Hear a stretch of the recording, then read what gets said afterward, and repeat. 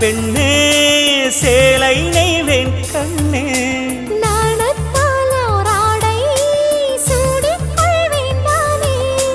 பாயாகும் அடி சொல்லாதே பஞ்சணி புதையல் ரகசியமே சாய்ந்தாடும் சங்கில் துளி பட்டாலும் முத்தாகிடும் முத்துண்டே செம்பூவே பூவே உன் மேகம் நான் வந்தால் ஒரு வழியுண்டோ மன்னவன் விரல்கள் பல்லவன் ஒளியோ படை கொண்டு நடக்கும் மன்மத சிலையோ இமைகளும் உதடுகள் ஆகுமோ